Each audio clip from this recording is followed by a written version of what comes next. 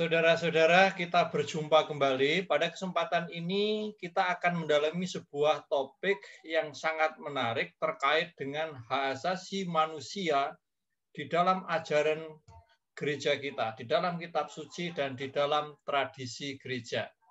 Nah, untuk itu maka kita akan saya akan share screen.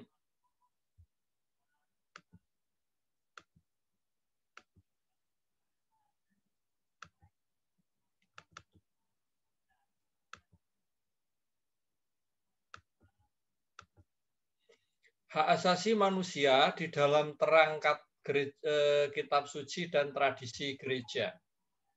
Indikator yang akan kita gunakan adalah setelah pelajaran ini Anda bisa menjelaskan kasus hak asasi manusia yang pernah terjadi di Indonesia. 2. Menjelaskan hak asasi manusia di dalam terang kitab suci dan ajaran gereja. 3. Menyebutkan tokoh-tokoh pejuang hak asasi manusia di kalangan gereja Katolik dan di Indonesia, dan menjelaskan perjuangan gereja terhadap penegakan hak asasi manusia. Di dalam Injil Yohanes bab 8 ayat 1 sampai 11, kita melihat ada sebuah peristiwa beberapa orang Farisi membawa kepada Yesus seorang wanita yang tertangkap berbuat zina. Adakah Anda menemukan pelanggaran hak asasi pada kasus ini? Kalau Anda perhatikan, apakah ada pelanggaran terhadap hak asasi wanita ini? Anda bisa lihat, Anda bisa temukan dengan membaca Yohanes 8 ayat 1 sampai 11. Kasus hak asasi manusia di Indonesia masih banyak sekali terjadi peristiwa pelanggaran terhadap hak asasi manusia, terutama hak di dalam kebebasan menjalankan ibadah. Ini ada gambar sebuah spanduk yang bertuliskan bubarkan kebaktian, tolak pembangunan gereja. Tentu hal seperti ini masih sering kita dengar, kita baca, kita lihat terjadi di Indonesia dan ini sangat memprihatinkan. Hak asasi manusia menurut kitab suci, kalau kita telusuri di dalam kitab suci banyak sekali peristiwa-peristiwa yang menceritakan kepada kita pelanggaran terhadap hak asasi manusia, dan dari situ kita bisa melihat apa sih hak asasi manusia menurut kitab suci. Yang pertama adalah hak untuk mendapatkan perlakuan yang sederajat antara laki-laki dengan wanita. Di dalam kisah Yohanes 8 ayat 1 sampai 11 tadi lihat, yang diarak, yang dibawa kepada Yesus hanya wanita. Laki-lakinya tidak. Hak untuk mendapatkan perlakuan yang bermartabat, lihatlah, diarak. Ini kan tidak bermartabat sekali. Dan di Indonesia masih banyak sekali terjadi peristiwa ketika ada seseorang atau sepasang wanita dan pria melakukan hubungan, lalu tertangkap basah, lalu mereka diarak, dipermalukan. Itu kan sebenarnya melanggar martabat manusia. Yang ketiga, hak untuk mendapatkan kesempatan membela diri. Banyak sekali peristiwa kita jumpai orang tidak bisa membela diri karena memang tidak mempunyai kesempatan, tidak diberi hak.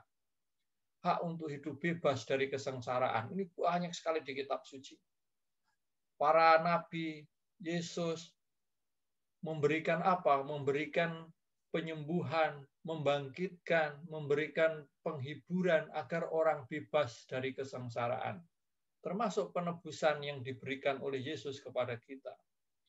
Hak untuk hidup yang layak sebagai manusia. Inilah hak asasi menurut kitab suci dan masih banyak lagi. Anda bisa dapatkan dan temukan. Ini saya tampilkan tokoh pejuang hak asasi manusia di dalam gereja Katolik. Anda pasti tahu Ibu Mother Teresa melakukan banyak tindakan-tindakan kasih di Kalkuta, India. Menyiapkan orang meninggal dalam keadaan damai, membawa orang di pinggir jalan ke dalam rumah untuk mendapatkan perlakuan yang layak, bermartabat, dan seterusnya. Di Indonesia ada 3 tokoh, saya sebut saja 3 tokoh dan masih banyak sebenarnya. Yang pertama adalah Yap Thiam Hien, yang kedua Abdurrahman Wahid, yang ketiga Munir Said Talib. Ini 3 tokoh yang sangat penting, sentral, penting banget untuk kita tahu inilah tokoh pejuang hak asasi manusia. Apa yang diperjuangkan Abdurrahman Wahid, Yap Thiam Hien, dan Munir. Nanti Anda akan buat refleksi mengenai 3 tokoh ini. Dan nanti saya akan kasih tahu sumbernya di mana. Supaya refleksi Anda lebih berbasis pada data.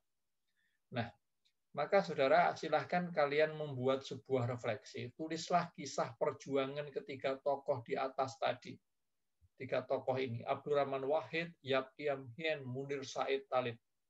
Apa yang mereka perjuangkan mengenai hak asasi manusia dan tunjukkan keberhasilan mereka.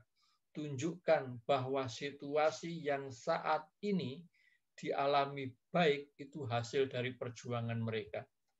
Anda bisa kumpulkan paling lambat tanggal hari Kamis 7 Januari ke alamat email ini.